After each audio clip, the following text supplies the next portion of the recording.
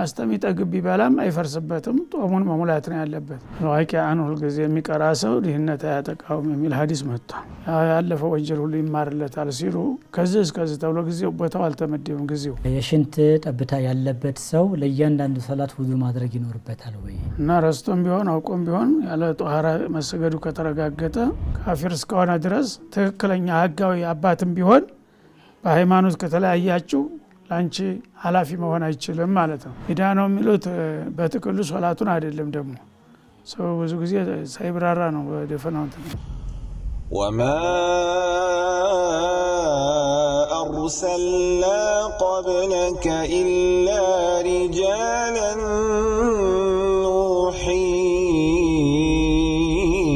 إليهم فاسألوا أهل الذكر إن كنتم لا تعلمون بسم الله الرحمن الرحيم الحمد لله رب العالمين الصلاة والسلام على أشرف خلق نبينا محمد وعلى آله وأصحابه ومن تبعهم بإحسان إلى يوم الدين أما بعد ودنا تكبراتشو يا أفريكا تلفزيون تملكاتوቻችን يا الفتاوى ፕሮግራም ሰዓቱን ጠብቆም ዛሬ ሰኞ ዕለት ወደ እናንተ እየደረሰ ይገኛል ኢንሻአላህ እስክሪን ላይ ባለው ስልክ ቁጥር ጥያቄዎቻችሁን ማድረስ ትችላላችሁ ኢንሻአላህ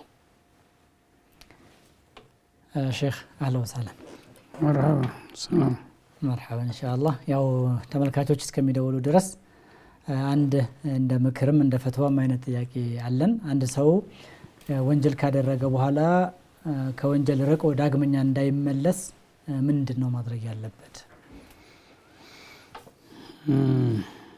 ተውባው ከልብ ከሆነ አይመለስም አዋላዋይ ሲሆን ነው ሰው የሚመለሰው ጀመራ ተውባውን አምኖበት ቆራጥ አቋም መውሰድ ነው ቆራጥ ከሆነ ምንም ይደበድበው የለም የሚያስረው የለም ለምን ተባረክ ብሎ የሚያስገድድ ነገር የለም ግን ራሱ የሚያወላውል ከሆነ ነፍስያው መቋቋም ለማዱን መቆጣጠር ሰይጣንን መከላከል የማይችል ሰው ሁልጊዜም ሊያፈርስ ይችላል ናዘ ላይ አቋም ነው ዋናው ነገር የነገር አይጠቅመኝም ብሎ ይመንበትና ከዛ በኋላ ደግሞ በተጨማሪ አላህን ይለምን ዱዓ ያድርግ አላህ በርታኝ ብሎ ተለቡ ዱዓ ያድርግ ቁርጥ አቋም ከያዘ በተወሰነ ጊዜ ምናልባት ቢያማውም ቢያቅለሽልሽውም የተወሰነ ጊዜ ተታገለ ያው ማሸነፉ አይቀርም ስለዚህ ከልብ ይሁን مرحبا ان شاء الله ሌላኛው ጥያቄያችን የሽንት ጠብታ ያለበት ሰው ለእያንዳንዱ ሰላት ውዱ ማድረግ ይኖርበታል ወይ ወይስ የቀድሞ ውዱ ይበቃዋል ይላል ያው ጠብታ ካለ በመሐከል ለዑዝር ሲባል እየተጠባጠበም ቢሆን መስገድ ያለበት ባይሆን መስጂድ መግባት የለበትም ለራሱ በግል ቦታ ይሰግዳል ውዱ ግን መታደስ አለበት የዶሮራ ውዱ ስለሆነ የመጀመሪያው ውዱ ያው ለመስጊድ ብቻ ነው ለዛ ለወቅቱ በወቅቱ ለጊዜው ያለው ከዛ በኋላ ደግሞ አዲስ ሲመጣ ሶላት አዲስ ውዱ ማድረግ ይኖርበታል مرحبا ان شاء الله مسمر لطياك يالن الو السلام عليكم وعليكم السلام ورحمة الله وبركاته أهلا ناجل الحمد لله أهلا بك ጥያቄ ነበረኝ እሺ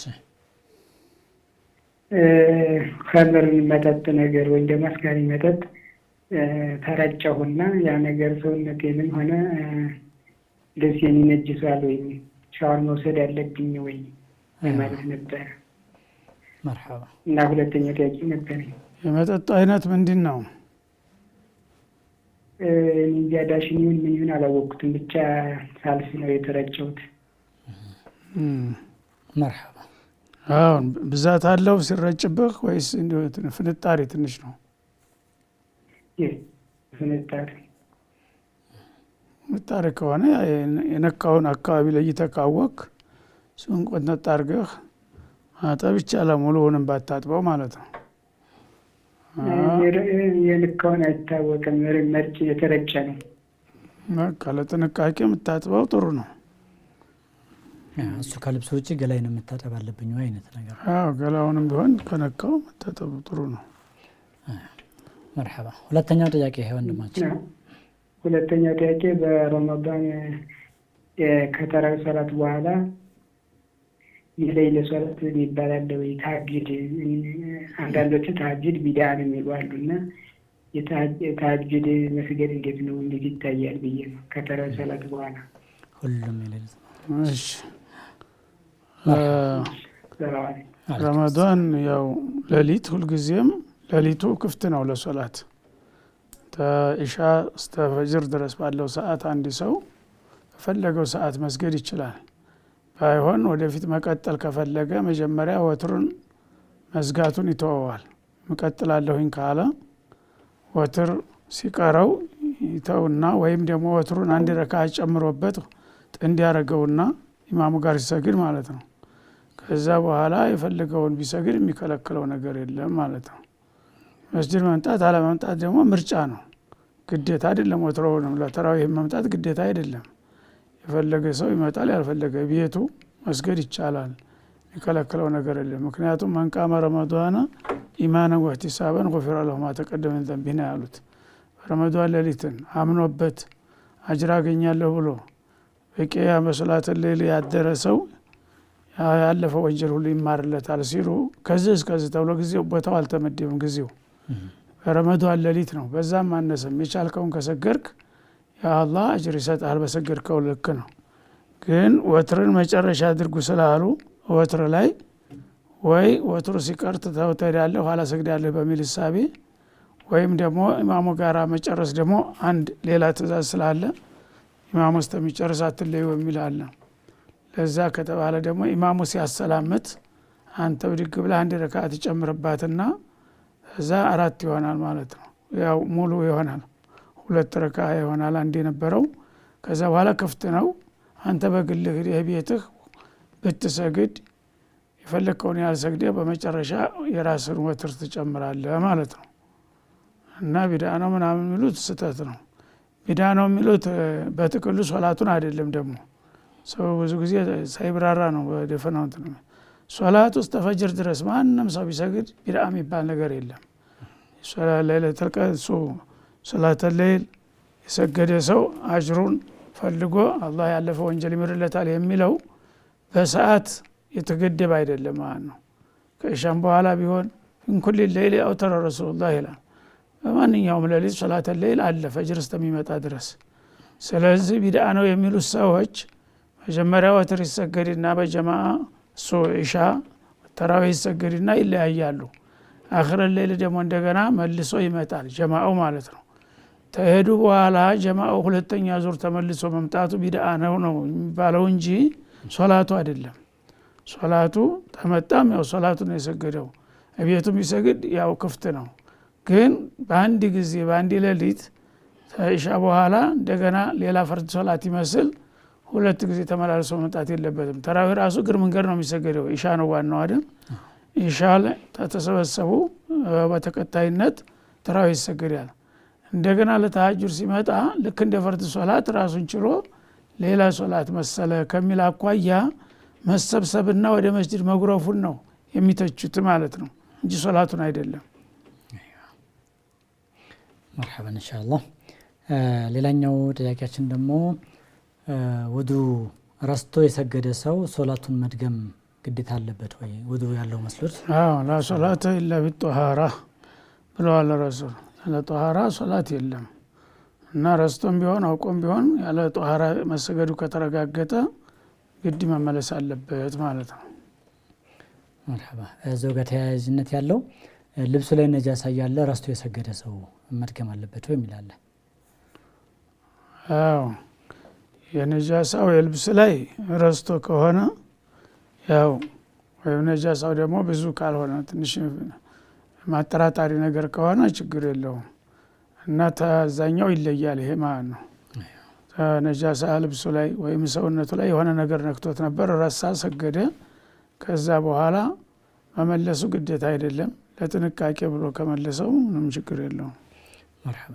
መስመር ላይ ጥያቄ አለን። ሄሎ ሰላም አለይኩም። ወአለይኩም ሰላም ወራህመቱላሂ ወበረካቱሁ።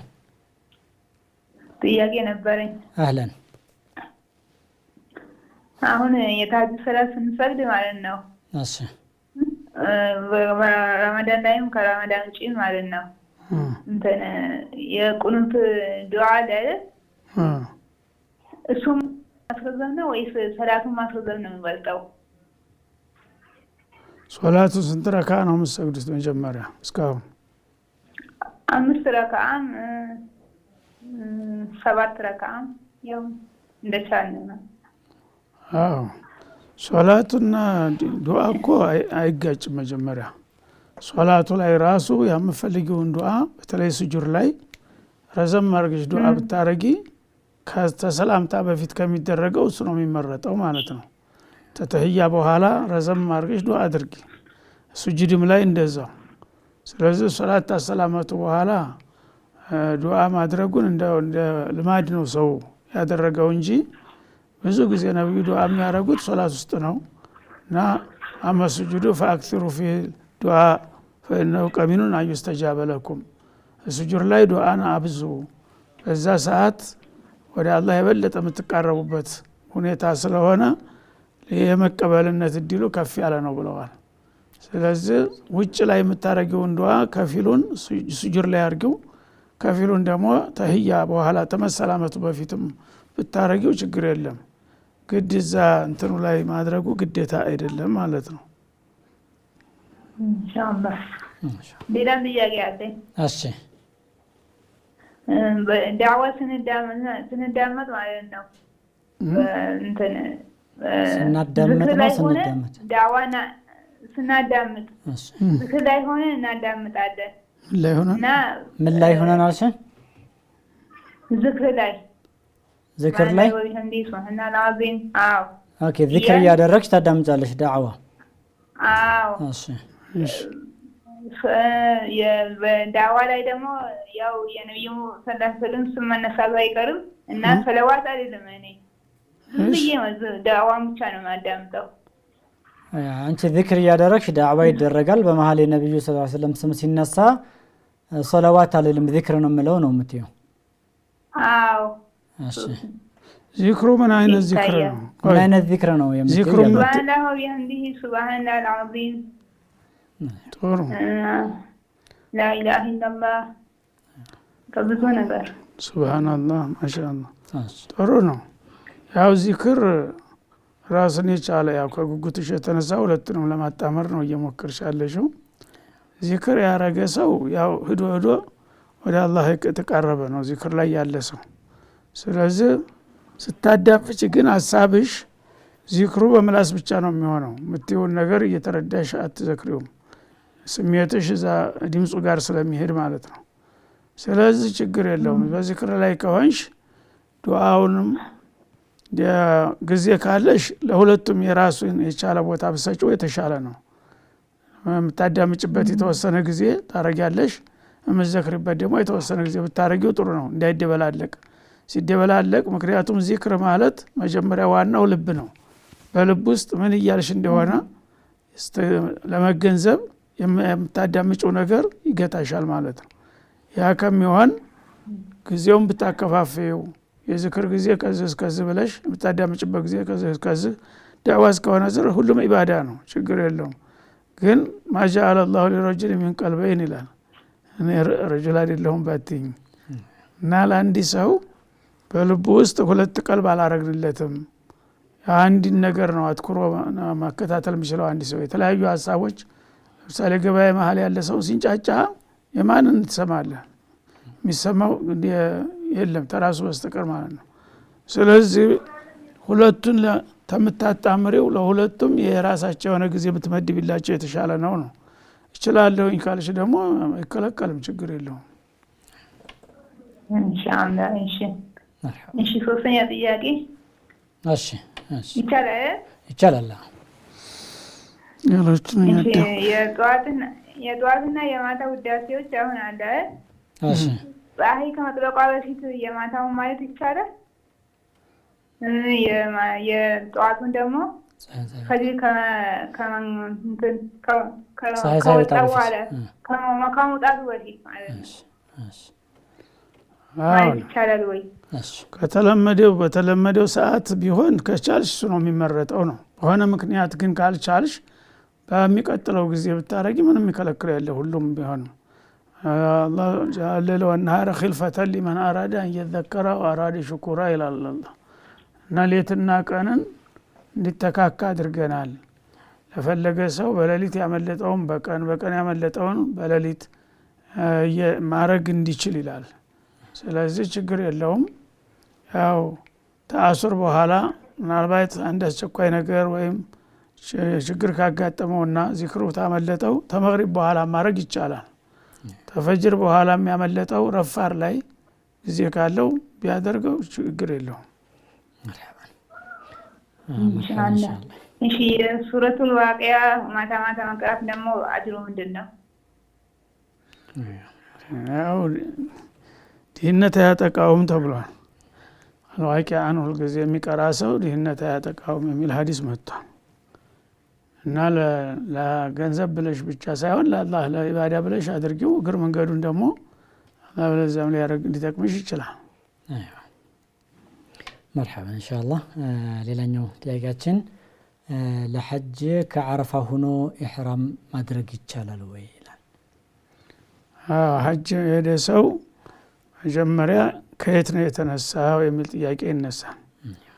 መካ ከሆነ መካ ክልል ውስጥ ከሆነ በተለይ በሐረም ዙሪያ ከሆነ ችግር የለውም፣ ያው ካለበት ነው የሚነሳው። አረፋም እዛው አረፋ አካባቢ ግመል የሚጠብቁ አሉ። ራሱ እዛም አካባቢ ነዋሪ ከሆኑ ሚቃት የለባቸውም፣ ታሉበት ነው የሚነሱት፣ ቀጥታ ይችላሉ ማለት ነው። ከሩቅ አገር የሚመጡ ከሆነ ግን ሚቃት የሚባል ነገር አለ፣ ኬላ አለ ኢህራም የሚደረግበት ቦታ። ያን ኬላ አልፎ መጥቶ ከሆነ ኬላውን በማለፉ መቀጫ ይኖርበታል፣ አንድ በግ ያርዳል ማለት ነው። ሀጁ ግን ችግር የለውም፣ ያን ኬላውን በማለፉ መቀጫውን ከፍሎ ሀጅን ማድረግ ይችላል ነው። እና ተኬላ በፊት ተኬላ በኋላ መሆኑን ማረጋገጥ። ተኬላ ውጭ መጣ ከሆነ ለምሳሌ ተስረግርጎ ያለ ፍቃድ የሚገቡ ሰዎች ኬላ ላይ ከሄዱ ስለሚያዙ ብለው በጫካ ተሽለክልከው በተራራ ላይ ይመጣሉ። እንደዛ ሆነው ከሆነ ሚቃቱን ኢህራም ሳያረጉ ካለፉ የኢህራሙን ቦታ አልፈው ከሆነ ሳይነይቱ ማረድ ይኖርባቸዋል ማለት ነው። አይ ተኬላው ቅርብ ነው እዛው መካ አካባቢ አረፋ አካባቢ ነው ታልክ ሚቃት አላለፍክም ችግር የለው ማረድም የለብህም ማለት ነው። መርሐባ ኢንሻአላህ። መስመር ላይ ጥያቄ አለን። ሄሎ ሰላም አለይኩም። ወአለይኩም ሰላም ወራህመቱላህ። ጥያቄ ነበረኝ ኡስታዝ። አህለን። እሺ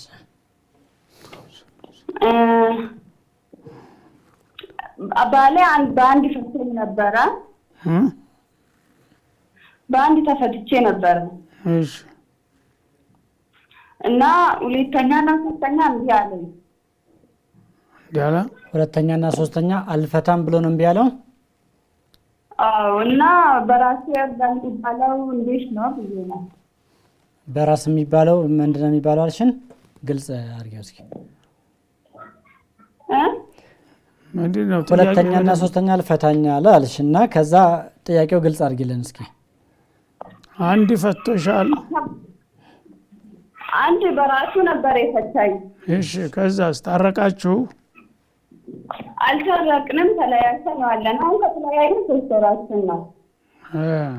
እሺ በደም ነው የምትቆጥረው? ታዲያ ለምን ድጋሚ መፈታት ፈለግሽ?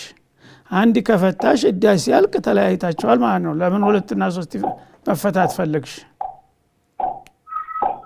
ያው ስለማንታረቅ እኔ መታረቅም አልፈልግም እኮ። ታልፈለግሽም ያው አልፈልግም አቋምሽን ንገሪ፣ ተገደሽ ኑሪ የሚልሽ የለም እንጂ ፍቹ በሱ እጅ ነው ያለው ማለት ነው። አሁን እዳው ሲያልቅ በቀጥታ ያው ባዕድ ትሆናላችሁ። ከዛ በኋላ እንደገና እንታረቅ ብሎ እጮኛ ሊያደርግሽ ከፈለገ ካልፈለግሽ አልፈለግኩም ነው። አሁን እዳ አልመለሰሽም አይደል? አልመለሰኝም። አልመለሰሽ ታዲያ ምን አስቸገረሽ? ታልመለሰሽ እዳው ሲያልቅ ነጻ ትሆኛለሽ። እንደገና ልመና ከመጣ ደግሞ ከፈለግሽ እሺ ታያለሽ፣ ከፈለግሽ እምቢ ትይዋለሽ። የሚያስገድድሽ ነገር የለም። ዒዳውን ብቻ ነው የምትቆጥረው። ዒዳው ካለቀ ያው ፍች ሆኗል። ዒዳው ታለቀ። አሁን ከተፈታሽ ስንት ወርሃዊ ደም አየሽ? 3 ወር። ወር አይደለም፣ በወር ሳይሆን በደም ወርሃዊ ደም አለ አይደል? የወር አበባ ስንት አየሽ? ወር አበባ 2 ወር ነው ምናምን በቃ ተመጣጣኝ ይቆያል ማለት ነው ደምሽ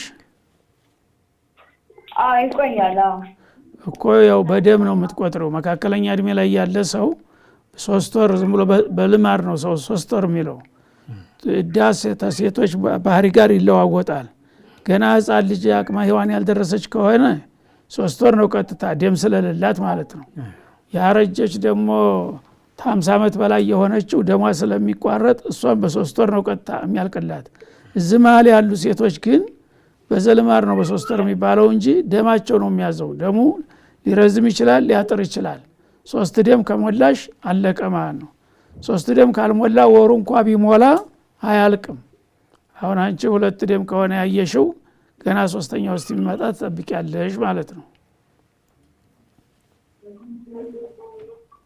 مرحبا እሺ ሌላኛው ጥያቄያችን በረመዳን ውስጥ ረስቶ የበላ ወይም የጠጣ ሰው ጾሙ ይበላሻል ወይ አይበላሽም ነማ ሰቃ الله አጧመሁ الله ሰቃ ብለዋል አንድ ሰው ረስቶ ባይሆን አንድ ሰው ዝምሎ ወስላታ ሰው ሳይረሳ ረስቻለሁ ብሎ ሊበላ ይችላል ያ ከሆነ ይበላሻል ልክ ነው እንጂ በትክክል ረስቶ ከሆነ በማስተሚጠግብ ቢበላም አይፈርስበትም ጦሙን መሙላት ነው ያለበት ግን ትዝ ካለው ወዳውኑ ማቋረጥ አለበት የበላ ለምሳሌ መሐከል ላይ ወይ እሱ ትዝ ይለዋል ወይ ሌላ ሰው መጥቶ ጦመኛ አይደለም እንዴ ሊል ይችላል ያኔ አፍ ያለውንም ጭምር መጥፋት አለበት ማለት ነው ያን ያወቅተን ታልክ እስታሁን የበላ አልፈረሰም ነበር ልክ ስታውቅ ያችን አፍ ያለችውን እንኳን ከዋጥቃት እሷ ታፈርሳለች ማለት ነው مرحبا ሌላኛው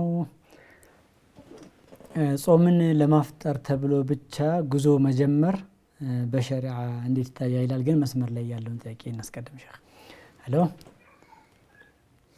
ሰላም አለይኩም ወአለይኩም ሰላም ወራህመቱላሂ ወበረካቱ አፍሪካ ቲቪ ተከክል መርሃባ ዛኩላ ሼክ በጣም ወዳጅው ነው እሺ መርሃባ ጥያቄ አንተ ነው ኹሹ ለማምጣት ማለት ነው ለምሳሌ ተሽሁድ ላይ ሆኜ ድምጽ ተሽሁድ ላይ ሆነ ኹሹ ለማምጣት ሻሃዳ ላይ ተደረስኩ በኋላ እንደገና ኹሹ ለማምጣት እንደገና አታህያቱ የመድገማ ደጋፍ ነው እንዴት ይታያል ያላልክ መስሎ ነው አይ ኹሹ ለማምጣት ብየዋለሁ ግን ድጋሚ እያስተነተንኩ እንደገና ለማለት ተህያውን እንደገና ደግመዋል ለማለት ነው አዎ በቃ እያስተነተንኩ ለማለት የሆነ ወስዋስ ነገር ሲገባልኝ ግን እያልኩት አልፋለሁኝ አይ ይሄን ማድረግ የለብህም ቢድዓ ነው ይሄ አይሆንም አናተም ሶላትም ላይ ኢቂያም ላይ ቢሆን ፋቲሃን ቀርቶ መልሶ ፋቲሃም ይቀራል ምናልባት ተጅዱን አላስተካከልኩትም ወስዋስ ስለሚመጣበት ማለት ነው ተህያም ላይ እንደዛው ያልኩትን ነገር ወደም ባልተረዳሁም ብሎ የሚደጋግማል ይሄ ወስዋስ ነው ለወስዋስ ቦታ መስጠት አይገባም ክልክል ነው እና ይሄን ነገር የተከታተልከው ከሄድክ እየጨመረ ነው የሚሄደው ወስዋሱ እየጨመረ ያልከው ነገር ሁሉ ያላልከው ይመስልሃል ከዛ በኋላ እና ላይ ዞርና ተነጭራሹ ጤንነት ላይ ተጽዕኖ ያደርጋልና ለወስዋስ ቦታ አትስጥ መጀመሪያ ጠንቀቅ ብለህ የምትለውን ነገር ማድረግ እንጂ መደጋገም አይፈቀድም መርሃባ በመሃል እኮ የሆነ ሀሳብ በቃ አይደል ተው ችግር ወስዋስ መጀመሪያ መከላከል መጀመሪያ ነው ልብህን ሰብሰብ አድርገህ የምትቀራውን ቅራ ከዛ በኋላ መቅራትህን ካረጋገጥክ መድገሙ ራሱ ያው ዚያዳ ፊሸርዕ ነው የሚሆነው ሸርዓው ተህያ አንድ ጊዜ ነው ፋቲሃን በየረካው አንድ ጊዜ እንጂ 2 ጊዜ 3 ጊዜ ቅሩ የሚል የለም ማን አደሰ ፊዲና ወደሚለው ይወስደናል ማለት ነው مرحبا ስራው ተቋርጧል ኢንሻአላህ መልሶ ይደውላል ቅድም ያነሳነው ጥያቄ ጾምን ለማፍጠር ተብሎ ብቻ ጉዞ መጀመር በሸሪዓ እንዴት ይታያል ወንጀል ነው ከባድ ወንጀል ነው እንደ ወደ ኩፍርም ሊወስድ ይችላል ምክንያቱም ሙእሚን ነኝ ብሎ ሲያበቃ አላህ ያስወጀበውን ነገር በዘዴ በውሸት ምክንያት መዳፈር ማለት አላህን Subhanahu Wa Ta'ala እንደ መዳፈር ነው የሚቆጠረውና ኢማኑንም የሚነካ ነገር ነውና ከባድ ነው ይሄ መተረግ የለበትም مرحبا ان شاء الله ሌላኛው መስመር ላይ ያለን ሄሎ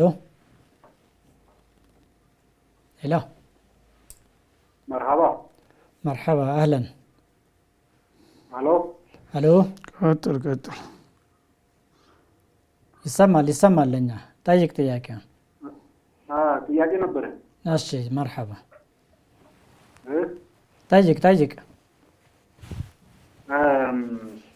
በፊት ወና መጀመሪያ ጊዜ ባለቤት ነበረችና ኦኬ እየሰሙ ነው አይደል እየሰማን ነው ተቀላል አድርገውና ጥያቄውን ጠይቅ ኢንሻአላህ ግልጽ ካልሆነ ደግሞ መልሰን እንጠይቃለን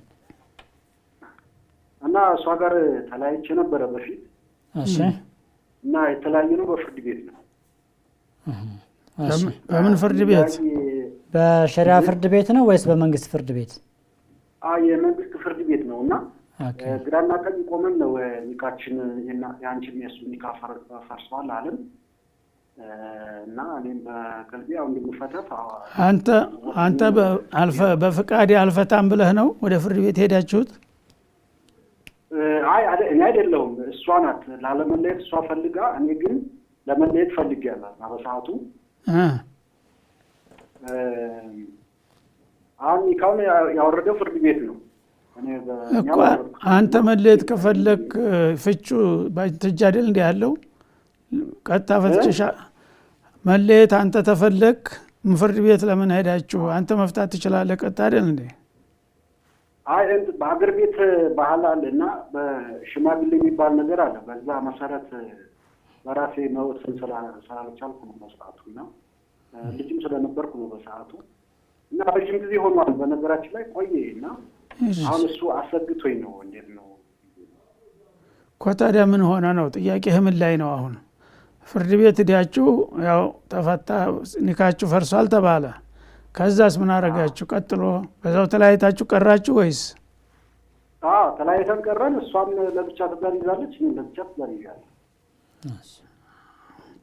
አንተም ያው ተስማምተሃል ማለት ነው ፍርድ ቤት በሰጠው ውሳኔ እኔ ተስማምቻለሁ እሷ ግን ቅሬታ አላት በሰዓቱና እኔ አሁን ኒካው ጉዳይ ትንሽ አስጨንቆኝ ነው ምንም አያስጨንቅም አንተ ፍቃደኛ ከሆንክ መጀመሪያም ፍርድ ቤት መሄድ አያስፈልግም ምክንያቱም አጦላቅ ለመመለከት ሳቅ ነው የሚለው ሐዲሱ ጦላቅ እግር እንዳነሳ ሰው ነው እንጂ ማንም ሰው መፍታት የለበትም ባለቤት እያለ ማለት ነው ስለዚህ አንተ ያውም ፍርድ ቤት ሸሪዓ ፍርድ ቤት የተቋቋመው ይሄን ነገር ለመርዳት ነው ሰዎች ያላግባብ እንዳይፈቱና እንዳይጋቡ ስለዚህ ወደዛ መሄድም አግባብ አልነበረም ባህልም ቢሆን ባህል ሸሪዓን መጋፋት የለበትም ሽማግሌም ከሸሪዓ ውጭ ሽምግልና ማድረግ ወንጀል ነው ራሱ ስለዚህ አሁን አንተ መፍታቱን ፈልጋል መጀመሪያውንም እሱን ፈትቻለሁ ያለውን አጽድቀዋል እሷ ቅር ቢላትም ኒካሁ ወድቋል ምንም እንትን የለም የሚያጠራጥር ነገር የለውም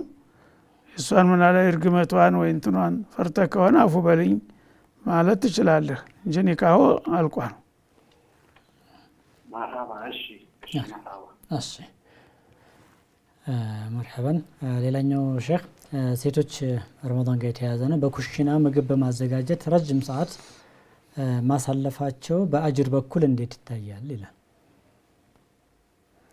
ችግር የለውም ያው አትሰባ ባላ ቀድር ተአብ ነው በዲካሙ ልክ ነው ሰው አጅር የሚያገኘው ጦሙንም እየጦሙ ነው እንደገና ደግሞ በተሰቡን ሌላ ሰው የሚሰራላቸው ከሌለ ያው ግዴታቸው ነው ግዴታቸውን እየተወጡ ነው ማለት ነው ሰራተኛም ከሆነ ያው የበለጠ ነው ለዛው ነው የተከተረው በዛ እንትን ቢል ምናልባት በተረፈ ሰዓት ከቻለ በግሉ የሚችለውን ቢሰግድ ካልቻለም ደግሞ ግዴታ አይደለም ያን ግዴታውን የአላህ Subhanahu Wa Ta'ala ያስወጀበበትን ፈርዱን ከሰገደ ሌላ ጊዜ ከሌለውና ማይችል ከሆነ እኔ ብቻ ኑሮ ሰግድ ነበር የሚል ንያ ይኖረዋል በኒያው አላህ ሊጽፍለት ይችላል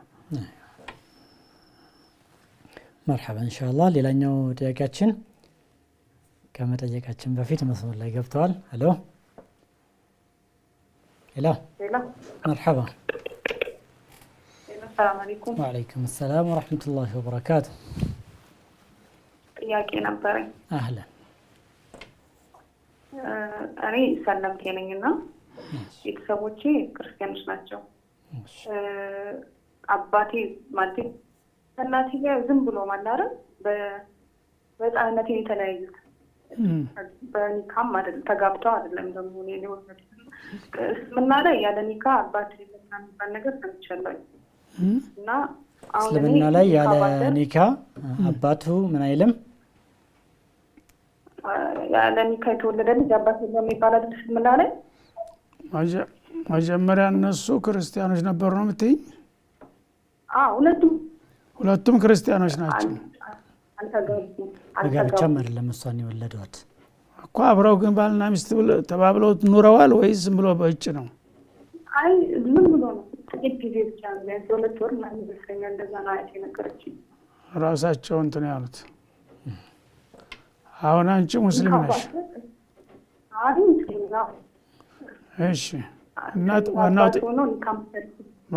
ዋናው ጥያቄሽ ምንድን ነው? እኔ እሱ አባቴ ለኔ ኒካ ማሰር ይችላል ወይ? ሙስሊም ነው እሱ? አይደለም ክርስቲያን ናቸው እሱ። ግን አሁን ለኔ ኒካ ይችላል አባቴ። ኒካማ ይችላል። ትክክለኛ ኒካህም ቢሆንም ካፊር ከሆነ አንቺን መዳር አይችልም። በኒካ ኃላፊ መሆን አይችልም። ካፊር እስከሆነ ድረስ ትክክለኛ ህጋዊ አባትም ቢሆን በሃይማኖት ከተለያያችሁ ላንቺ ኃላፊ መሆን አይችልም ማለት ነው። እንግዲያውሳ ሙስሊም ቤተሰብ ካለሽ ለምሳሌ የሱ ወንድሞች አጎቶች ካሉት ሙስሊሞች ወደዛ ይሄዳል ኃላፊነቱ ማለት ነው። ያ ከሌለ ደግሞ ሸሪዓ ፍርድ ቤት ሄደሽ ነው መታሰር ያለብሽ ማለት ነው።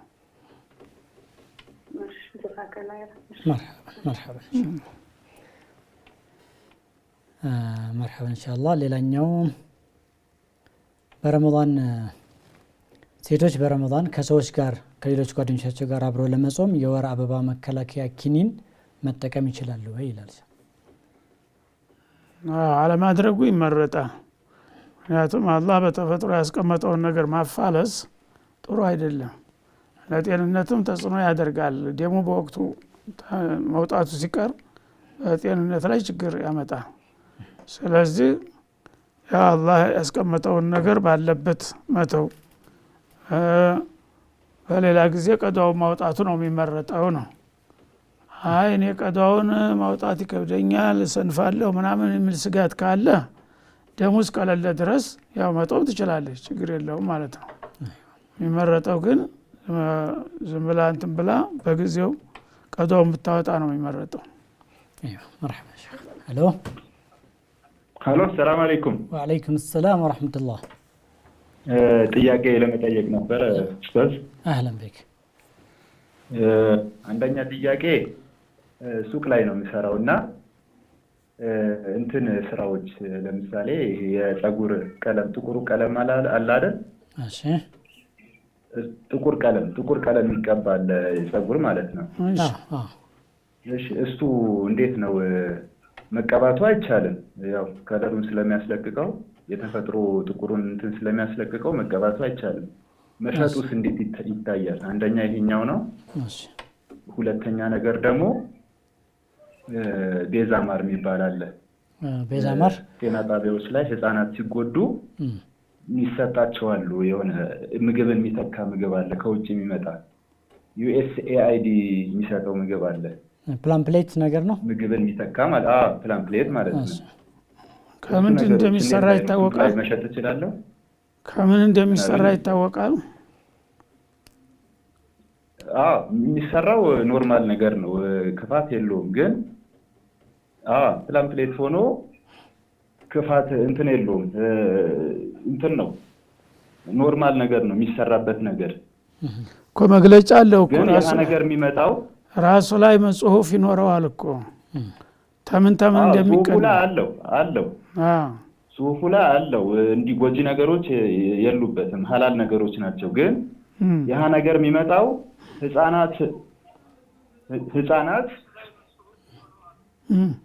ህፃናት ሲጎዱ የሚሰጣቸው ነገር ነው። ሐኪም ቤት ላይ በእርዳታ መልክ የሚሰጥ ማለት ነው እንጂ የሚሸጥ አይደለም። ሲመጣ በእርዳታ መልክ አቅም ሲያንሳቸው የሚሰጣቸው ነገር ነው። እና ያ ነገር ላይ በተዘዋዋሪ ወጥቶ ሱቅ ላይ ይሸጣል። እና ያ ነገር እኔ ገዝቼ መሸጥ እችላለሁ? በእርዳታ ነው የሚመጣው ከውጭ ማለት ነው? በእርዳታ ነው የሚመጣው እንጂ ለገበያ አይመጣም። ለገበያ አይመጣም። አሁን ግን አገር ውስጥም መመረት ጀምሯል መሰለኝ። እና ያን ነገሮች እኔ ከሰዎቹ ገዝቼ ለሰው መሸጥ እችላለሁ? ኮንትሮባንድ ማለት ነው። ኮንትሮባንድ አይደለም፣ በህጋዊ መንገድ ነው የሚመጣው። ከውጪ ግን ይመጣና ጤና ጣቢያ ይሰጣቸውና የሚሸጡልህ ሰዎች ግን እነዛ እርዳታ የሚሰጣቸው ሰዎች ናቸው የሚሸጡልህ ወይስ ሌላ አካል በአሻጥር ወስዶባቸው ነው? በሁለት መንገድ ነው የሚመጣው። አንደኛው የተሰጣቸው ሰዎች ሲበዛባቸው ያመጡና ለሱቅ ይሸጡታል። አንደኛው ጥሩ። እሺ። ሁለተኛ ደግሞ በተዘዋዋሪ ደግሞ ከዛ ከውስጥ ላይ ያወጡትና ለሱቅ ይሸጡታል። ይሄን እንግዲህ መለየቱ ያስቸግራል። በቀጥታ የተሰጣቸው ሰዎች ተተረከቡ በኋላ ከሸጡት ችግር የለም፣ ንብረታቸው ነው፣ ምንም ችግር ቢገዛ ችግር የለውም። ግን ሌሎች አታላዎች ግን በህገወጥ መንገድ እንዳመጡት ካወክ እነዛ ያው ህገወጥ ናቸው። በህገወጥ መንገድ የመጣ ነገር መተባበር የለብህም ማለት ነው። መለየት ከቻልክ ካላረጋገጥኩስ ኡስታዝ እኮ ማለት ነው ካላረጋገጥ ዝም ብዬ ገዝቼ ብሸጥስ? ጥንቃቄ ማድረጉ ይመረጣል ነው። ዲንህን አንተ ገንዘቧን ስትመለከት ዲንህን የሚጎዳ እንዳይሆን ነው።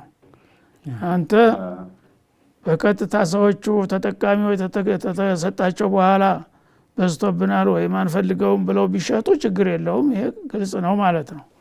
ግን ሌላ ሰው ምናልባት ከዛ ወይም ከውስጥ ከሰራተኛ ሰርቆ አጭበርብሮ ምን ብሎ እንደሚያመጣ ካወቅ የሰውየው ማንነት አጥንተህ ህገወጥ ነው የሚለውም መተው አለብህ ማለት ነው። እሺ ኡስታዝ፣ የመጀመሪያው ጥያቄስ ቀለም ጥቁር ቀለም ይቀባ የተባለው ጥቁር ቀለም ያው ትንሽ ሐዲሱ አከራካሪ ነው። ለማንኛውም ያው መቀባቱ ክልክል ነው፣ ብዙዎቹ ክልክል ነው በሚለው ነው የሚጸኑት ማለት ነው። መሸጡ ግን ያው ቀለም ነው፣ ለፈለገው ነገር ያውለው፣ ብትሸጠው የሚጎዳው ነገር አይኖርም። ጥቁሩ ቀለም ማለት ነው ጸጉር የሚቀይረው። አዎ ብዙዎቹ የሚገዙኝ ያው ለጸጉራቸው እንደሆነ ነው። ያው የሽበቱን እንትን ለመሸጥ እንግዲህ ለግራቸው ለማድረግ ነው የሚጠይቁኝ። ለግድግዳ የሚሆን ለጸጉሩ አንተ ለምን እንደሚውል ይሄኛው ቀለም ውስጥ የሚሸጠው ቀለም ለሌሎች አገልግሎት የሚውል ሳይሆን ቀጥታ ለጸጉር ብቻ ተብሎ የተዘጋጀ ነው ጥቁሩ ቀለም። ለለው መሸጡ ብዙ አይጎዳም። مرحبا። ሌላኛው ጥያቄያችን የጁምዓ 2 ረካዓ ካለፈ በኋላ ለደረሰ ሰው ሶላቱን እንደ ጁምዓ ነው ወይስ እንደ ዙህር ነው የሚሞላው ይላል። ጁምዓ ሩኩ ሁለተኛው ረካዓ ሩኩ ቀጥ ሳይል ደርሶ ከሆነ ኢማሙ ከሩኩ ወይም በፊት ቀደም ብሎ እንደቆመ ወይም ደግሞ ሩኩ ላይ እንዳለ ደርሶበት ከሆነ በጁምዓነቱ ይቀጥላል ማለት ነው። የተረፈችውን ተነስቶ ይሞላል። ተሩኩ ተተነሳ በኋላ ሁለተኛው ረካዓ ሩኩ አርጎ ከቆምታለ በኋላ ከደረሰ ወይም ከዛም ቆይቶ ተህያም ላይ ደረሰ ያ አይቆጠርለትም። ግን ለጀማዓውን እንዲያገኝ መሐረም ይችላል። ዙሁር ብሎ የሐረም ንያውን ኢማሙ ሲጨርስ ተነስቶ ዙሁርን 4 ረካዓ ይሰግዳል ማለት ነው። مرحبا ان شاء الله። ሌላኛው ደግሞ አወለ ሶፍ ላይ መሰለኝ መስጂድ ህፃናትን ከፊት ሶፍ ማባረር እንዴት ነው? አዳብም ማስለምር ያስፈልጋል። ህፃናትም ቢሆን አንዳንድ ጊዜ ሞራላቸው ይነካል፣ መስጂድ ይጠላሉ ምናምን የሚል ስጋት ያመጣሉ። አንዳንዶቹ ግን አስተያየት ነው ይሄ። ነብዩ አለይሂ ሰላቱ ወሰለም ሊየሊኒ ሚንኩም ኡሉል አህላሚ ወኑሃ ብለዋል። እናንተ ከኔ ከኢማሙ ቀጥሎ አቅል ያላቸው ሰዎችና በሳል የሆኑ ሰዎች ተኔ ጀርባ ይሁኑ ይላል ማለት ነው። ስለዚህ ህፃናቶች በተለይ በኢማሙ ትክክል መቆም የለባቸውም። በቆንና በጎን በክንፍ ላይ ግን ወላጆቻቸው ጋር ከጎን ሊቆሙ ይችላሉ።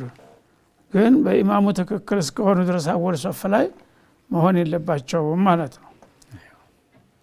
مرحبا። ሌላኛው ስጁድ ሰሁ የመርሳት ስጁድ ከማሰላመታችን በፊት ነው ወይስ በኋላ ነው የሚደረገው? በሁለቱም ይቻላል። አንዳንዶቹ ያው በትንታኔ የተለያየ እንትን የሰጡ አሉ። ስጁድ ሰው ከማሰላመቱ በፊት ያረግም ይችላል፣ ታሰላመተም በኋላ ማረግም ይችላል በጥቅሉ ማለት ነው። ግን የሚመረጠው የትኛው ነው ሲባል የረሳው ነገር የረሳው ነገር በጉርለት ከሆነ አጉድሎ ከሆነ ማለት ነው። ለምሳሌ ተህያ የመጀመሪያ ተህያ ረስቶ ይቆማል አንድ ሰው፣ ለዛ ስግደት ሰው ያስፈልገዋል። ጉርለት ስለሆነ ለዛ ጊዜ የሶላቱ አካል ነው የሚሆነው። ቀጥታና ተማሰላመት በፊት ነው እንትን ማድረግ ያለበት፣ ሱጁዱን አድርገ ማሰላመት ማለት ነው። ዚያዳ ከሆነ ደግሞ ለምሳሌ 4 ረካ ሰግደ ነበር ወደ 5 ረስተህ ተነሳህ፣ ያ ከሆነ ደግሞ ከሰላመትክ በኋላ ነው የምታደርገው፣ ቅናሴ ስለሆነ ማለት ነው። ራሱን የቻለ ማረሚያ እንዲሆን። ቆንጆ ነው ሼክ። ሌላኛው ጥያቄያችን ደግሞ በበረሃ ውስጥ አቅጣጫ ወይም ቂብላ ተሳስቶ ለ15 ቀን ያክል የሰገደ ሰው ሶላቱን መመለስ አለበት ወይ? መጀመሪያ ቂብላውን ለማግኘት ምን ጥረት አድርገሃል የሚል ጥያቄ ይነሳል። እና በዘፈቀር ዝም ብሎ ሳያስተውል ወይም ሳይጠይቅ ምን ሳይል ዝም ብሎ ከሆነ ስተት ነው፣ ወንጀል ነው፣ መመለስም ይኖርበታል ማለት ነው። ግን በረሃ ላይ ነው፣ የሚጠይቀው ሰው የለም። ከሌለ ራሱ ለምሳሌ ስልክ ካለ ስልክ መክፈት ትችላለህ። ስልኩ ቂብላውን ያሳያልና ተቅሪበን ማለት ነው። እሱም ከሌለ ካልተቻለ ታስባለህ። ቀን ተሆነ ለምሳሌ የፀሐይን አካሄድ በየት በኩል እንደምትወጣ በየት በኩል እንደምትገባ ተተከታተል። ከ15 ቀን ሙሉ ዝም ብለህ እንትን ማቆየት የለብህም። ፀሐይ የምትወጣው በየት ነው፣ የምትገባው በየት ነው። ስለዚህ በኖርማል በምታውቀው ቦታ ላይ ያው በዚህ በኩል ምስራቅ ነው በዚህ በኩል ምዕራብ ነው ማለት ነው። ሰሜንና ደቡብን ደግሞ በዛው ቅያስ ታውቀዋለህ ማለት ነው። በዛ ጥረት አድርገህ ባመንክበት ይሄ ነው መሰለኝ ብለህ ወስነህ ከሆነ ችግር የለውም። የምትችለውን አድርገህ ተቁላ መስተጧቱም ነው። አንተ ጥናት አድርገህ የምትችለውን እጅቲሃድ አድርገህ ተሳስተህ እንኳ ብትገኝ ችግር የለውም። ዝም ብለህ ሳትጠይቅም ጥናትም ሳታደርግ ዝም ብለህ በዘፈቀር ከሆነ የሰገድከው ትክክል ያው ምን ሽሩጥ ሶላት ነውና ሶላቱን ያለ ቂብላ በመስገድ እንደገና መድገም ሊኖርብሃል ማለት ነው። መርሐባን። ውድና የተከበራችሁ የአፍሪካ ቴሌቪዥን ተመልካቾቻችን የአልፈታዋ ፕሮግራም የዛሬው ይሄን ይመስል ነበር። ኢንሻአላህ በቀጣይ እስከምንገናኝ ድረስ ከዛም በኋላ ኢንሻአላህ የአላህ Subhanahu Wa Ta'ala ሰላም እና ጥበቃው አይለያችሁ። ሰላሙ አለይኩም ወራህመቱላሂ ወበረካቱ። وما أرسلنا قبلك إلا رجالا نوحي إليهم فاسألوا أهل الذكر إن كنتم لا تعلمون